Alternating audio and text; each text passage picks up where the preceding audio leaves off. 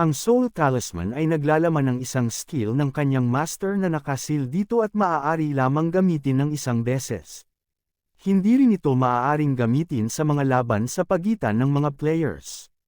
Nang makita ni Jin Chen na ang talisman ay hindi pangkaraniwan, nagpasalamat siya at masayang tinanggap ito. Sinabi niya sa sarili nang may kasabikan na sa suporta ng kanyang guro, magkakaroon siya ng kumpiyansa na gawin ang anumang bagay. Kasunod nito ay binigyan siya ng high-quality key condensing pill gaya ng ipinangako ng kanyang guro at dahil nakumpleto niya ang isang hell difficulty mission, nagbigay pa ito ng karagdagang pill upang matulungan siyang matagumpay na mag-breakthrough. Nagpasalamat si Jin Chen, tinanggap ang pill at nangako na hindi niya bibiguin ang kanyang guro. Sinabi ng guro sa kanya na maaari siyang magpalit ng sword technique sa scripture library dahil iyon ang pinakakailangan niya sa ngayon. Pero bago umalis ang guro, inilabas ni Jin Chen ang hairpin na binili niya para sa kanya. Sinabi niya na ninais niyang bumili ng regalo para sa kanyang guro, ngunit hindi pa niya kayang bumili ng jeweled hairpin kaya't isang ordinaryong hairpin lang ang nabili niya at umaasa siyang magugustuhan ito ng guro. Hindi nagsalita ang guro tungkol sa hairpin at bago umalis na ito, sinabi niyang magpatuloy sa pagtutok sa cultivation at huwag maging tamad. Sumagot si Jin Chen, huwag kang mag-alala, Master. Napabuntong hininga siya nang umalis na ang kanyang guro dahil napakalamig nito at wala siyang ideya kung nagustuhan ba nito ang hairpin o hindi. Pero sa kanyang gulat, bigla siyang nakatanggap ng notification na tumaas ang favorability ng kanyang guro sa kanya ng 5, kaya't ang kabuuang favorability ay 10 na ngayon, na nasa antas ng pagiging pamilyar. Natuwa siya dahil sa wakas ay tumaas ang favorability ng guro sa kanya. Ngunit bigla niyang narinig ang isang malakas na ingay habang siya'y nasa labas at wala siyang ideya kung ano yun. Ang ingay ay nanggaling sa arena at dulot ni Elder Tian King. Si Tian King ay nadismaya dahil nabigo na naman siya. Iniisip niya kung bakit mas mahirap i-refine ang Eternal Youth Pill kaysa sa Celestial Essence Pill. Ayaw niyang maniwala na ganun nga, kaya't sinabi niya sa mga tao na siya si Tian Qing, isa sa 12 Great Elders ng Sword Sect, at nagre-refine siya ngayon ng isang elixir. Pagkatapos ay tinanong niya kung mayroong sinumang handang tumulong sa kanya na makakuha ng medicinal catalyst. Pagkasabi niya nito, lahat ng tao ay nakatanggap ng notification tungkol sa misyon. Isa itong Hell Difficulty Mission kung saan kailangan nilang tulungan si Elder Tian King na makahanap ng isang Yin Replenishing Herb. Ang Yin Replenishing Herb ay isang mahalagang catalyst sa pagre-refine ng Eternal Youth Pill, ngunit napakahirap itong kunin dahil matatagpuan lamang ito sa katawan ng isang Medicinal Spirit Falcon. Matapos mabasa ang laman ng misyong ito, agad na pinanghinaan ng loob ang mga manlalaro dahil isa na naman itong Hell Difficulty Mission. Kailangan pa nilang gumastos ng spiritual stones para makarating sa lokasyon nito sa Medicine Valley. Sinabi naman ng isa pa na hindi niya kukunin ang misyon na ito dahil bukod sa mataas ang difficulty nito, kinakailangan pa nilang gumastos ng pera. Kaya sa palagay niya, hindi worth it ang effort na ibibigay nila at ang reward para sa misyon. Sinabi naman ng isa na pag-iisipan niya muna kung tatanggapin niya ito dahil ayaw din niyang mamatay sa umpisa pa lang ng laro, sayang lang ang mga experience points na pinaghirapan nila. Habang nagdadalawang isip pa ang ibang players, agad namang tinawag ni Ji Chen ang pansin ng Elder at sinabing handa siyang tanggapin ang misyon sa pagkuha ng Yin Replenishing Herb. Agad namang nagulat ang ilang manlalaro sa paligid. At napatanong kung isa ba siyang ignorante dahil basta na lang niya tinanggap ang misyon na hindi alam kung gaano ito kahirap. Sa kabilang banda, agad naman siyang nakilala ng Elder bilang disciple ng leader ng sekta. Si Ji Chen naman ay hindi pinansin ang mga opinyon ng mga tao sa paligid niya at sa halip ay ngumiti pa dahil naisip niyang ang Elder na ito ay ang greatest alchemy grandmaster ng Sword Sect. Kaya kung magkakaroon siya ng magandang relasyon sa isang katulad niya na big shot, malaki ang magiging benepisyo nito sa kanya sa hinaharap. Mga Lods, bago natin ipagpatuloy, commercial muna tayo. Sa mga hindi pa po nakakaalam ng app na ito na X-World, ay maaari kayong kumita sa pamamagitan lamang ng paglalaro sa mga laro na ini-endorse nila. Ang gagawin nyo lang po ay i-download ang app at pag na-download nyo na ay kailangan nyo lang mag-register. At gamitin nyo na rin ang referral code at ang gift code na makikita sa comment at about section ng video na ito, para makatanggap kaagad kayo ng paunang mga rewards. Pag nagawa nyo na iyon ay pumili lang kayo ng mga app na gusto nyong gawin, at makikita nyo na rin doon ang mga task kung saan makakaipon kayo ng build tokens, na maaaring ipalit sa dollar. Makakakuha din kayo ng mga tokens sa pamamagitan lang ng paglalaro ng inyong mga paboritong laro gaya ng Mobile Legends o Clash of Clans, at every 2 minutes ay makakatanggap kayo ng reward, pero may isa pang paraan para mas mapabilis ang pag-iipon ng build tokens at iyon sa pamamagitan ng mga pets. Ang mga normal na pets ay nagbibigay ng dagdag na percentage ng pwedeng makuha na rewards. Kung gusto mo naman na mas malaki ay pwede kang mag-invest ng kaunting halaga sa pamamagitan ng pagbili ng X-Sprite na maaaring magpataas ng makukuhang reward ng hanggang 300%. Ang maganda pa nito ay para sa mga bagong manlalaro ay mayroon silang special discount na nagbabawas ng 50% sa unang pagbili ng pets, pero kung ayaw mo talagang maglabas ng pera ay walang problema, dahil pwede ka rin magrenta ng X-Sprite ng ibang players gamit ang iyong build tokens. Kung sakali namang nakakuha ka ng magandang X-Sprite at nagsawa ka na sa paglaro ay pwede mo rin itong ibenta sa market sa mas mataas na halaga, depende sa level at rarity ng nakuha mong pets. Kaya kung interesado ka sa larong ito ay i-download mo na ang app at gamitin mo na rin ang referral code at gift code para sa mga paunang rewards. Kinagabihan, nagtungo na si Ji Chen sa Medicine Valley. Habang naglalakad siya, naisip niya na base sa kanyang nakaraang karanasan, ang boss-level monster na katulad ng Spirit Falcon ay karaniwang lumalabas sa mga lugar kung saan maraming tumutubong herbs, kaya naisip niya na nasa paligid lang ito. Kasunod nito, natawag ang kanyang pansin nang makita niya ang isang grupo ng mga babae na kasalukuyang nakikipaglaban sa Medicinal Spirit Falcon. Naisip din niya na bagamat nakita na niya ang kanyang target, tila may nauna na sa kanya. Base sa kanilang pakikipaglaban, napagtanto niya na ang mga ito ay isang guild. Habang pinapanood niya sila, napansin niyang bigla silang nagtalsikan dahil sa lakas ng atake ng halimaw.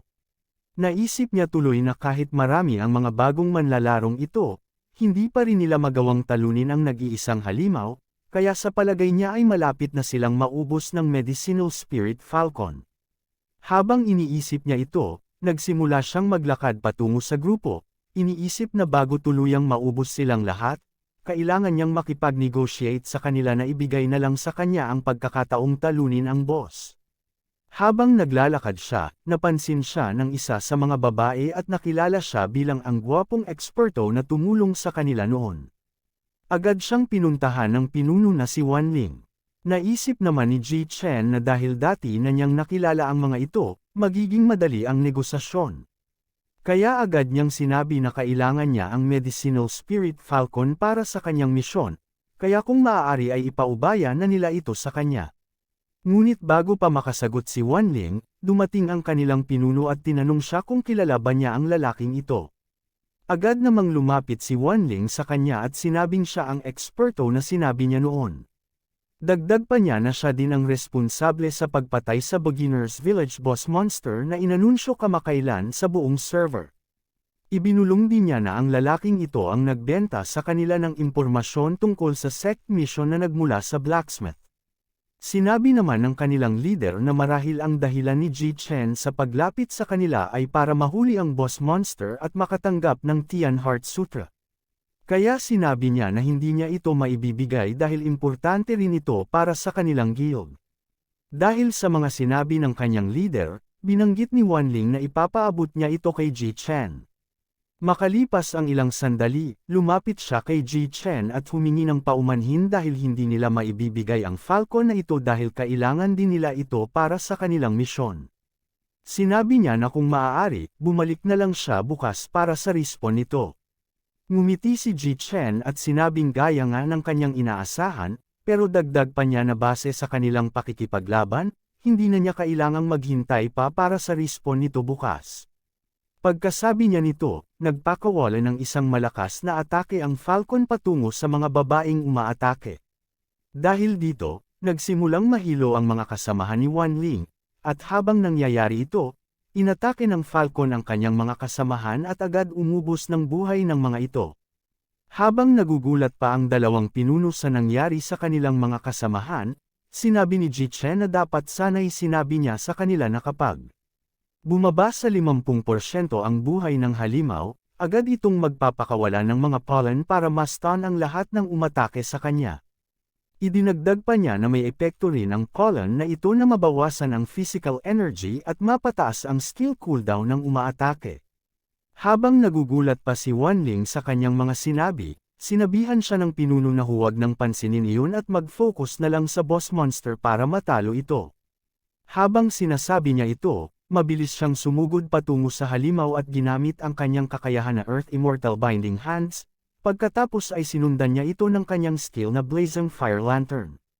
Dahil dito, nagdulot ito ng malakas na pagsabog at malaking parte ng buhay ng boss monster ang nabawas. Habang pinapanood ni Ji Chen ang ginagawa niya, napailing na lamang siya at iniisip na ang ginawang pag-atake ng pinuno ay walang silbi. Sa halip, ginalit lang nito ng husto ang Falcon. Ang masama pa nito, kapag tumaas na husto ang galit ng Falcon, tataas din ang attack speed at damage nito. Gaya ng sinabi ni Ji Chen, sa galit ng Falcon, nagpakawala ito ng isang malakas na atake patungo sa babaeng leader. Sinubukan siyang iligtas ni Wanling ngunit huli na ang lahat dahil sa sandaling iyon, tinamaan sa dibdib ang kanilang pinuno na halos pumatay sa kanya sa isang atake lamang. Habang tumatalsik pa siya papalayo, narinig niyang sinabi ni Ji Chen na napakabobo niya.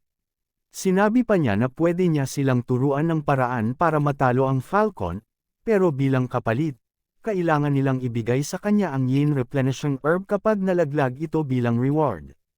Agad namang sumang-ayon ang dalawang pinuno sa kanyang suggestion kaya sinabi ni Ji Chen na sa ngayon, ang Falcon ay may mataas na galit sa leader.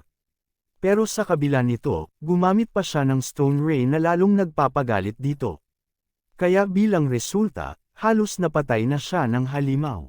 Binanggit din ni Ji Chen na kapag naka-recover na ang halimaw na ito, madali na siyang mapapatay sa isang simpleng atake lang.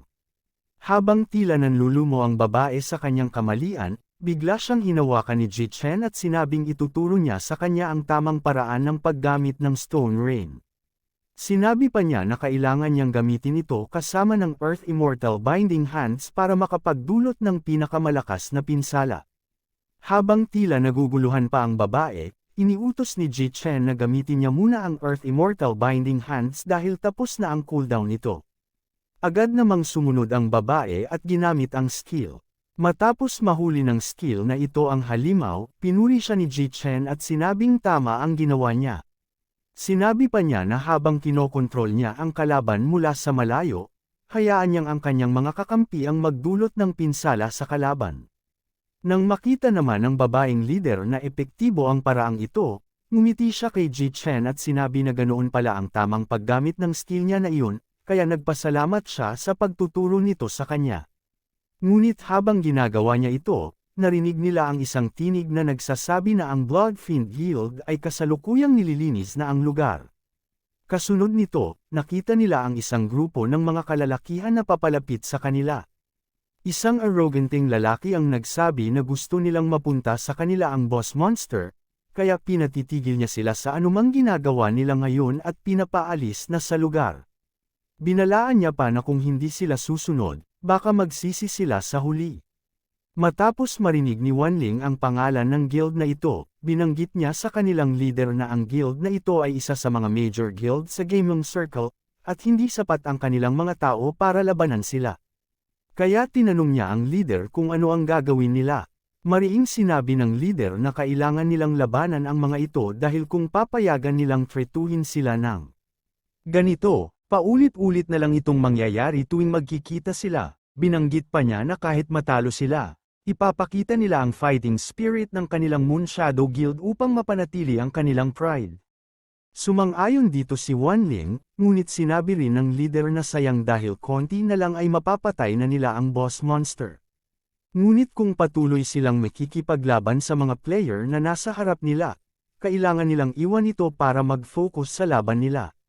Narinig ni Ji Chen ang pag-uusap nila at sinabi na maaari niyang tulungan sila na talunin ang Falcon. Ngunit may kondisyon, bukod sa Yin Replenishing Herb, siya din ang mauunang pumili ng isang equipment na makukuha bilang reward.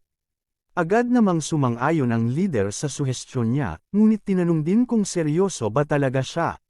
Sinabi naman ni Wanling na sasabihan niya ang ilan sa kanyang mga kasama na maiwan at tulungan si Ji Chen sa laban.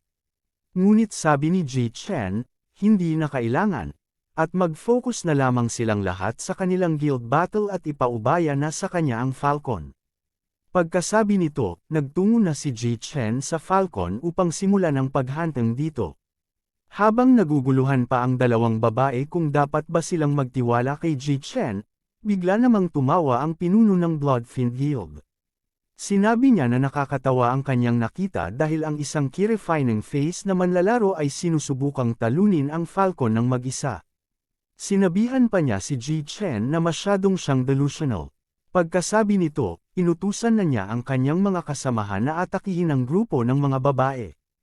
Agad namang sumugod ang mga ito, ngunit hindi magpapatalo ng ganoon kadali ang mga babae at agad ding sumugod sa kalaban. At nagsimula nga ang isang madugong labanan sa pagitan ng dalawang guild. Ngunit kitang-kita na dehado ang grupo ng mga babae. Sinabihan pa nga sila ng kalaban na ang lugar na ito ay teritoryo nila, kaya nagkamali sila ng pinuntahan. Isa-isa nang napaslang ang mga kasamahan ni Wanling, at makikita na napapaligiran na sila ng mga kalaban. Kasunod nito, sandaling huminto ang pag-atake ng mga kalaban at sinabihan sila na bakit pa kasi sila nagpunta sa Medicine Valley, kaya tuloy sinapit nila ang ganitong kapalaran. Sinabi din niya na kung nanatili lamang sila sa Beginner Village, hindi ito mangyayari sa kanila.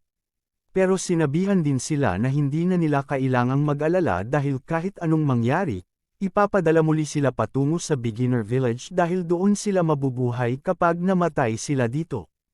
Habang pinagtatawanan ng mga lalaki ang grupo ni Wanling, sinabi ng pinuno na ito ang kanilang kapalaran dahil tinangkapan nilang lumaban sa kanilang guild.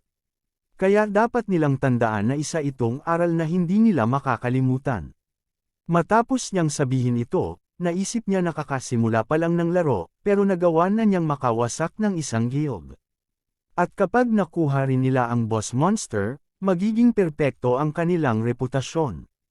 Habang iniisip pa niya ito, biglang nakita ng isa sa kanyang mga kasamahan ang isang kumikislap na bagay at sinabi na ito ang First Blood announcement.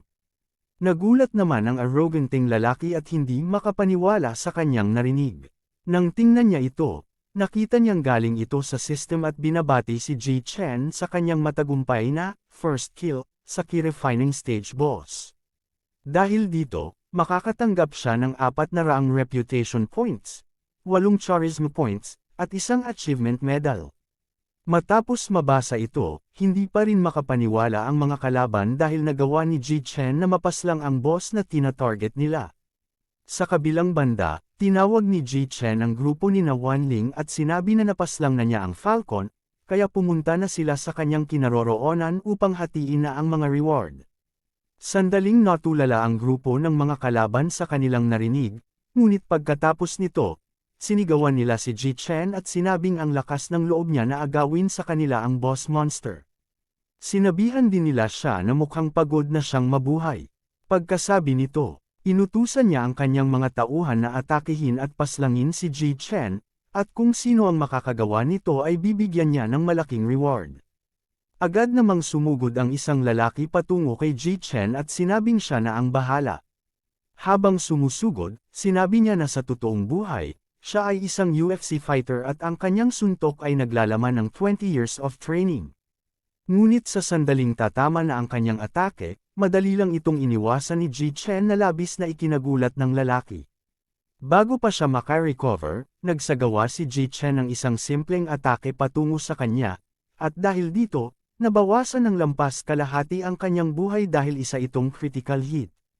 Matapos gawin ito, naisip ni Ji Chen na sa nakaraang buhay niya, naging top mage cultivator siya at naranasan na niya ang hindi mabilang na sneak attacks katulad ng ginawa ng taong ito. Kaya para sa kanya, napakadali lang na iwasan ang kanyang atake. Sa kabilang banda, ang lalaki na ngayon ay gulat na gulat pa rin ay hindi makapaniwala kung gaano kabilis ang reaction speed ni Ji Chen at iniisip pa nga niya na masyadong imposible iyon. Ngunit bago pa siya matapos sa kanyang pag-iisip, muli siyang inatake ni Ji Chen sa kanyang weak point at tumama ito sa kanyang lalamunan, kaya nakagawa siya ng isang instant kill. Matapos mapaslang ang kalaban na ito, labis na nagulat ang kanyang mga kasamahan at iniisip na imposible iyon dahil masyadong malaki ang kanyang damage. Sinabi naman ng isa na hindi niya nakita si Ji Chen na gumamit ng kahit anong skills, kaya marahil ito ay nandadaya. Kinontra naman ito ng isa niyang kasamahan at sinabi na kung mayroong ba talagang pandaraya sa larong ito nakakabukas pa lamang. Matapos kunin ni Ji Chen ang mga items na nalaglag mula sa player na iyon, sinabi niya sa mga kalaban na hindi ibig sabihin na hindi siya gumagawa ng kaguluhan ay takot siya sa kanila. Sinabi rin niya na bagamat wala siyang pakialam sa kanilang guild battles kanina, dahil inatake nila siya, kailangan nilang magbayad para sa kasalanan nilang ito. Agad namang nagalit ang mga kalaban dahil nasa sapawan ang kanilang kay-abangan ni Ji Chen. Pagkatapos, 4 sa mga kalaban ang sabay-sabay na sumugod at sinabi na hindi sila naniniwala na makakayang tapatan sila ng isang ki-refining initial phase ng mag-isa lamang, kaya hindi sila dapat matakot sa kanya. Ngunit napailing lamang si Ji Chen sa kanilang ginagawa at sinabi na binalaan na niya sila. Pagkasabi nito, nagulat ang lalaking nangunguna sa pag-atake dahil bago pa siya makalapit, agad silang napaslang kasama ang kanyang mga kasamahan sa isang mabilis na atake ni Ji Chen. Pagkatapos niyang gawin ito, tinanong niya ang iba pang mga kalaban kung bakit hindi pa sila sumusugod, ngunit dahil sa kanilang nasaksihan, nabahag na ang buntot ng mga ito at sinabi ng pinuno na kailangan na nilang umatras at gagantihan na lamang nila si Ji Chen sa hinaharap. Matapos magsitakbuhan ang mga ito, lumapit na kay Ji Chen ang pinuno ng mga babae at nagpasalamat sa kanyang tulong. Sinabi naman ni Ji Chen na hindi na niya kailangang gawin iyon dahil maliit na bagay lamang iyon para sa kanya. Pagkatapos nito, naalala ni Ji Chen ang tungkol sa reward at sinabi niya sa grupo ng mga babae na matapos niyang paslangin ang Medicinal Spirit Falcon, ito na lahat ang mga reward na nalaglag. Habang namamangha pa ang mga babae sa dami ng reward na nalaglag, sinabi ni Ji Chen na gaya ng kanilang pinag-usapan, kukunin niya ang yin replenishing herb at isang karagdagang equipment. Hindi kaagad nakasagot si Wan Ling at ang isa pang leader dahil namamangha pa sila sa kanilang nakita, dahil ito ang unang pagkakataon na nakakita sila ng 6 na items na nalaglag mula sa isang halimaw. Pagkatapos nito, ngumiti siya kay Ji Chen at sinabi na dahil siya ang nakapatay sa Falcon ng mag-isa, wala silang karapatan na tumanggap ng kahit anong equipment at ang lahat ng iyon ay sa kanya. Sinabi naman ni Ji Chen na hindi maaari iyon dahil nagkaroon na sila ng paunang kasunduan. Dagdag pa, nakakuha na rin siya ng first kill reward dahil sa pagpaslang sa Falcon, kaya tama lamang na kumuha siya ng isa lamang na karagdagang item sa mga reward na ito. Matapos marinig ang sinabi ni Ji Chen, may ibinulong ang pinuno kay Wan Ling at pagkatapos nito, nagpasa siya ng pera patungo kay Ji Chen. Agad namang natanggap ni Ji Chen ang isang notification na sinasabing nakatanggap siya ng 5 milyon sa kanyang bank account, kaya naisip niya na ganun lamang kadali sa mga babaeng ito na magbigay ng ganoong kalaking halaga. Sa kanyang palagay, sobrang yaman ng mga ito. Kasunod nito, lumapit sa kanya ang magandang pinuno ng Moon Shadow Guild at sinabi na hindi pa siya nakakapagpakilala, kaya sinabi niya na ang kanyang pangalan ay Jiang Luoyu, ang presidente ng Moon Shadow Guild. Agad namang iniabot ni Ji Chen ang kanyang kamay at sinabi na siya ay si Ji Chen, isang lone wanderer. Habang hawak pa ang kamay ng magandang babae, napaisip siya kung bakit parang pamilyar ang pangalan niya.